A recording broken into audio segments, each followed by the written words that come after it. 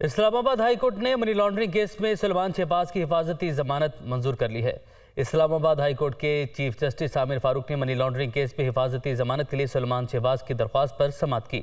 दरख्वास्त गुजार ने मौक़िफ़ अपनाया कि मनी लॉन्ड्रिंग केस में FIA का कोई कॉल-अप नोटिस नहीं मिला। अदालत ने इश्तिहारी करार देने की कार्रवाई भी गैर हाजिरी में की, लिहाजा अदालत से इस्तदा है कि उनकी हिफाजती जमानत मंजूर की जाए, जिस पर सलमान शहबाज को 14 रोज़ में लाहौर की मुतल्लिका अदालत में पेश होने का हुक्म दिया गया। सलमान शहबाज ने कहा है कि इमरान खान ने 4 साल इस मुल्क से खेल तमाशा किया, शरीफ खानदान को सियासी इंतकाम का निशाना बनाया गया। आज तक करप्शन का एक इल्ज़ाम साबित नहीं हो सका। वो इस्लामाबाद में मीडिया से गुफ्तगू कर रहे थे। शर्म करो तुमने 4 साल पाकिस्तान के बर्बाद कर दिए। इकोनॉमी का जो खड्डा खोद के गए हो तुम, 25,000 अरब, ये मैंने खुद हिसाब लगाया आके, 25,000 अरब नेट इंक्रीज है पाकिस्तान के सॉवरन डेट में। पाकिस्तान के कर्जों में 25,000 अरब का नेट इंक्रीज है। ये कौम से झूठ बोलता रहा। रियासत मदीना में ये कुछ होता है जो इसने किया? ये है रियासत मदीना, जहां पे अपना घड़ियां चोरी होती हैं, जहां लूट मार। कल क्या हुआ KP असेंबली में? कल वहां बिल पेश कर दिया उन्होंने कि जी हेलीकॉप्टर के ऊपर कोई हिसाब किताब नहीं हो सकता, इसके बाप के पैसे हैं, हिसाब किताब नहीं हो सकता। हर चीज का हिसाब होगा। हेलीकॉप्टर जो पिछले 5-6 साल इस्तेमाल हुआ, इसने इस्तेमाल किया या इसकी लीडरशिप ने, इसकी PTI के लोगों ने इस्तेमाल किया, बच्चा पार्टी ने इस्तेमाल किया, उसका एक एक पेनी का हिसाब होगा। वज़ीर-ए-आज़म शहबाज शरीफ ने कहा है कि अपना सियासी असासा इसलिए दाव पर नहीं लगाया कि फौरी इलेक्शन में चले जाएं।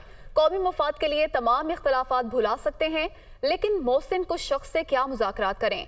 न्यूज़ कॉन्फ्रेंस करते हुए उनका कहना था कि डेली मेल में झूठी खबर शाया कराना इमरान की साजिश थी।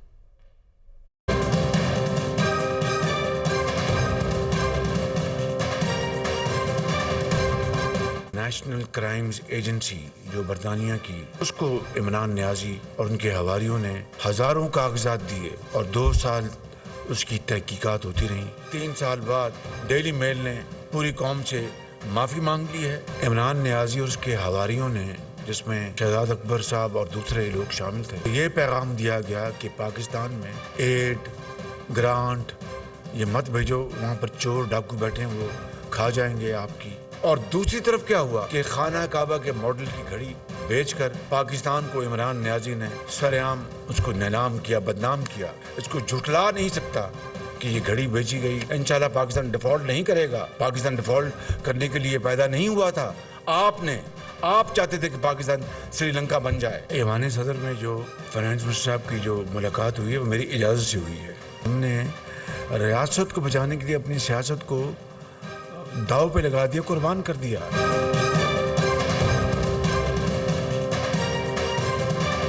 मैं किसी खुशफहमी में नहीं हूँ। तमाम अपने इख्तिलाफात भुला सकते हैं, लेकिन एक ऐसा शख्स जो अनापरस्त है, जो दिन रात झूठ बोलता है, कौम को धोखा देता है, अफवाज पाकिस्तान को बदनाम करता है और मोहसिन कुश है, उसके साथ आप क्या मुज़ाकरात करेंगे? अगले इलेक्शन में क्या फैसला देना है? जो भी कौम फैसला देगी हम उसको मनोन कबूल करेंगे, बशर्तिया के वो शफाफ इलेक्शन होंगे।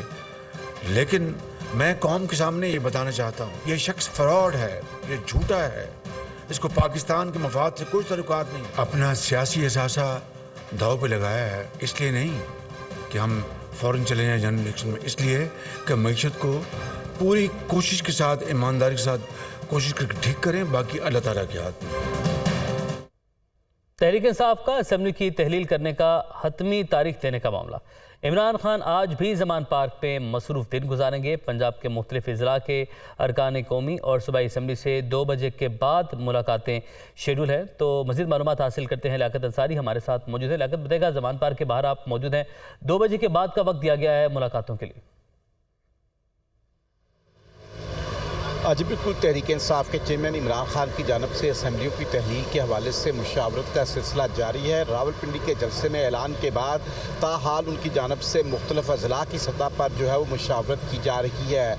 आज बखैर, मियाँ वाली, साहिवाल और पाकपतन इन 4 अजला के अरकान कौमी, अरकान सूबाई असम्बली और वहाँ की पार्टी लीडरशिप जो तंजीमी लीडरशिप है वो मुलाकात में शरीक होगी और आइंदा लाहे अमल के हवाले से अपनी राय देगी। इमरान खान जो कि असम्बलियों की तहलील के हवाले से वफाकी हुकूमत को 20 दिसंबर की डेडलाइन दे चुके हैं कि अगर वफाकी हुकूमत ने 20 दिसंबर तक असम्बलियों की तहलील के हवाले से संजीदगी न दिखाई तो फिर पंजाब और खैबर पख्तूनख्वा की असम्बलियों को तहलील किया जा सकता है। तो इसके हवाले से हतमी तारीख के तयन के लिए अब मुशावरत हो रही है। एक तरफ PTI जो है वो मुल्क भर में अब इलेक्शन कराओ, मुल्क बचाओ रैलियों का सिलसिला फैला चुकी है और उसके साथ साथ ही अरकान असम्बली से मुशावरत का भी तकरीबन यूँ कह लें कि ये आखिरी हफ्ता है, क्योंकि 20 दिसंबर के बाद फिर PTI की क़यादत अपना हतमी तारीख का भी ऐलान करेगी और अपने हतमी लाहेअमल का भी ऐलान करेगी। इमरान खान से आज तंजीमी अहदेदारों के और अरकान असम्बली के साथ साथ पार्टी की सीनियर रहनुमा भी मुलाकातें करेंगे और लियाकत अंसारी, आपने अपडेट किया, आपका बहुत शुक्रिया। और अब बात करते हैं कि अहम इत्तेहादी अख्तर मेंगल हुकूमती रवैये से सख्त नाला है। अख्तर मेंगल का हुकूमती इत्तेहाद से अलहदगी पर गौर और मुशावरत जारी है। अख्तर मेंगल ने 15 दिसंबर को पार्टी की कोर कमेटी का इजलास तलब कर लिया है। गैर मुल्की सरमायाकारी और तहफ़्फ़ुज़ बिल पर एतमाद में न लेने पर अख्तर मेंगल नाराज़ हैं। विफाकी हुकूमत से अलहदगी पर भी पार्टी रहनुमाओं के दरमियान मुशावरत होगी। वकार सईद हमारे साथ मौजूद हैं। वकार सईद, बताइएगा, मुशावरत होगी और अख्तर मेंगल सख्त नाराज़ दिखाई देते हैं हुकूमत से। बिल्कुल, गुज़िश्ता रोज़ सेनेट से और उसके बाद कौमी असम्बली में रेकॉर्ड एक्ट से मुतालिक जो कानून साजी की गई है, जिसमें एक फॉरेन इन्वेस्टर्स के हवाले से एक बिल जो है वो लाया गया था, जिस पर जो बलूचिस्तान की जितनी भी जमातें थी उनकी जानिब से शिकवा किया जा रहा था कि वफाकी हुकूमत की जानिब से ना उन्हें पेशगी तौर पर इस बिल से मुतालिक बताया गया है और ना इस पर मुशावरत की गई है। जिसके बाद कल ही जो कायदीन है उनकी जानिब से जो है वो पार्लियामेंट हाउस में 4 घंटे तवील मुशावरत हुई, मुज़ाकरात हुए, लेकिन वो नाकाम हुए। जिसके बाद अख्तर मेंगल जो है वो हुकूमती रवैये से सख्त नाला है। और ठीक है, आपने अपडेट किया। वकार, आपका बहुत शुक्रिया। वज़ीर आज़म के मुशीर अमीर मकाम वर्कर्स कन्वेंशन से खिताब कर रहे हैं। सऊदी जाकर, हरम शरीफ जाकर वही भी पाकिस्तान को बदनाम कर दिया। एजेंडा उसका 1 पॉइंट है। मैं उस PTI वाले से कहता हूँ, जो हमारे भाई है सारे, वो जरा ठंडे दिमाग से सोचे, क्या इस तरह झूठे शख्स के पीछे जाना आपको ज़हद देता है? मैं इन पख्तूनों को कहता हूँ, KPK के आप गयूर लोग हैं, दलेर लोग हैं, सब कुछ आपने देखे, सारे मुश्किलात देखे, इस मलकन की डिवीजन के अवाम की खून बह गई, इस पाकिस्तान की झंडे लहराने के लिए आपसे सवाल करता हूँ कि इस तरह झूठा शख्स क्या क्या झूठ नहीं बोला अपने आप को जिंदा रखने के लिए। और वही मैं KPK के लोगों से बेहतर गोली चलाना कौन जानता है? अजीब गोली लगी उस पर। आगे बढ़ेंगे। कौमी सतह पर इंसदादे दहशतगर्दी इदारा बनाने का मामला 7 रुकनी कमेटी कायम। वज़ीर दाखिला राना सनाउल्लाह ने 7 रुकनी कमेटी तश्कील दे दी। कमेटी 7 रोज में नेशनल CTD के हवाले से सिफारिशात मुरतब करेगी। कमेटी की सिफारिशात की रोशनी में नेशनल CTD के हवाले से कानून साजी की जाएगी। 7 रुकनी कमेटी कायम की गई है। वज़ीर दाखिला राना सनाउल्लाह ने 7 रुकनी कमेटी तश्कील दे दी। तफसीलात जाने के नुमाइंदा कमरुल मुनव्वर से। जी कमरुल मुनव्वर। जी बिल्कुल, जो नेक्टा के चेयरमैन, नेक्टा के कोऑर्डिनेटर हैं, उनकी जानिब से एक सजेशन दी गई थी कि क्योंकि दहशतगर्दी की एक लहर है जो दोबारा से पाकिस्तान को हिट कर रही है, इसी वजह से इस पर एक नेशनल काउंटर टेररिज्म फोर्स जो है वो बनाई जाए। इस हवाले से तमाम वर्किंग जो है वो मुकम्मल कर रही थी और प्रेजेंटेशन जो है वो वज़ीर दाखिला को दी गई थी, जिसके बाद अब इसका फैसला हो गया है कि नेशनल काउंटर टेररिज्म अथॉरिटी जो है वो बनाई जाएगी और इसके लिए बाकायदा तौर पर अब कानून साजी जो है वो अमल में लाएगी। इब्तदाई तौर पर 7 रुकनी कमेटी बनाई गई है, जिसमें सेक्रेटरी दाखिला समेत मुख्तलिफ लोग जो हैं वो वफाकी वज़रा वो भी इसमें शामिल होंगे और ये कमेटी जो है अपनी सिफारिशात मुरतब करेगी, जिसकी रोशनी में नेक्टा जो अभी काम कर रही है इसी में कानून साजी करने के बाद इस मामले को आगे बढ़ाया जाएगा। 5000 के करीब फोर्स जो है ये बनाई जाएगी जो पूरे मुल्क में ये काम करेगी और उसके बाद इसके बाद इनका 2 अरब रुपए का बजट जो है वो भी मुख्तस करने के हवाले से कहा गया था। हम अब इब्तदाई तौर करने का कहा गया है। कमर, बहुत शुक्रिया आपका। विफाक के ज़िम्मे खैबर पख्तूनख्वा के बकाया जात की अदम अदायगी का मामला। विफाक खैबर पख्तूनख्वा के ऑयल प्रोडक्शन विंडफॉल लेवी के 34 अरब रुपए पर खामोश। मुतल्लिका ऑयल कंपनी से फाइनेंस डिवीजन को अदायगी के बावजूद सूबे को अपना हिस्सा नहीं मिल सका। तफसीलात जानेंगे नुमाइंदा दुनिया न्यूज़ जाकिरुल्लाह से। जी जाकिरुल्लाह, बताइएगा इस हवाले से। बिल्कुल, खैबर पख्तूनख्वा के महकमा तवानाई की जानिब से ये कहा गया है कि विफाक की ऑयल प्रोडक्शन वेंटफॉल के मद में जो 34 अरब रुपए हैं वो बकाया जात अभी तक उसको मौसूल नहीं हो रहे, जबकि विफाक की जानिब से उस पर खामोशी बिल्कुल जाहिर की जा रही है।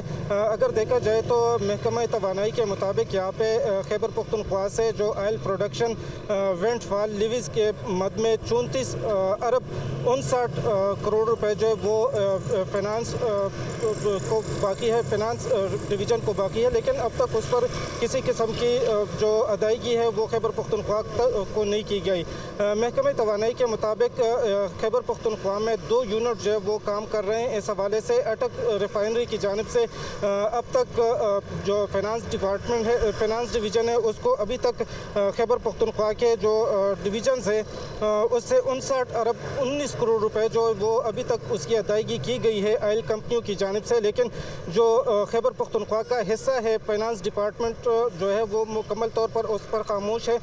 जो खैबर पख्तूनख्वा का हिस्सा इसमें बनता है तो वो 34 अरब 59 करोड़ रुपए से ज़ायद का नहीं की जा रही। जाकिरुल्लाह, बहुत शुक्रिया आपका।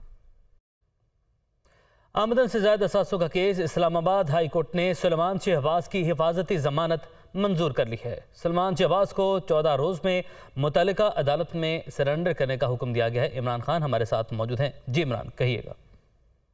जी, chief justice Islamabad high court justice Aamir Farooq की ज़ेर सदारत 2 रुकनी बेंच ने सलमान शहबाज की हिफाजती ज़मानत की दरख्वास्त पर समाअत की है और उसको अलाउ किया है और सलमान शहबाज को हुक्म दिया है कि वो एहतसाब अदालत लाहौर में 14 रोज़ के अंदर सरेंडर करें।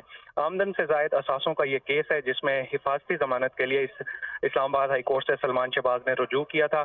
उनकी जानिब से अमजद परवेज़ एडवोकेट ने दलाइल दिए और अदालत को बताया कि सलमान शहबाज ने लाहौर की एहतसाब अदालत में पेश होना है, इसलिए उन्हें प्रोटेक्टेड बेल दी जाए और इस इस्तदा को अदालत ने मंजूर किया है।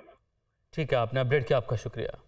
तहरीक इंसाफ के चेयरमैन इमरान खान पर फायरिंग का मामला। GIT सरबराह गुलाम महमूद डोगर का तीनों मुल्जिमान नवीद, साजिद और वकास का पोलीग्राफिक टेस्ट कराने का फैसला। मुल्जिमान बार बार अपने बयानात तब्दील कर रहे हैं, ज़राए का ये बताना है। तहरीक इंसाफ के चेयरमैन इमरान खान पर फायरिंग का ये मामला है। तफसीलात जानेंगे नुमाइंदा मुदस्सिर हुसैन से। जी मुदस्सिर हुसैन, बताइएगा। जी बिल्कुल, तहरीक इंसाफ के चेयरमैन इमरान खान पर फायरिंग के वाक़े पर बनाई गई GIT तफ्तीश की GIT जो है उसकी तफ्तीश जारी है। GIT की सरबराह गुलाम महमूद डोगर ने तीनों मुल्ज़िमान जिसमें मल्की मुल्ज़िम नवीद, साजिद और वकास का पोलीग्राफ टेस्ट कराने का जो फैसला किया है। जरा साबिक मुल्ज़िमान बार बार अपने बयान जो है वो तब्दील कर रहे हैं, जिसकी वजह से GIT की टीम जो है मुल्ज़िमान का पोलीग्राफ जो है टेस्ट करवा रही है। मुल्ज़िम नवीद, साजिद और वकास का पंजाब फॉरेंसिक साइंस एजेंसी जो है वो साइंस एजेंसी जो है पोलीग्राफ जो है वो टेस्ट करवाया जाएगा। पोलीग्राफ टेस्ट की रिपोर्ट को GIT का मजबूत हिस्सा भी बनाया जाएगा।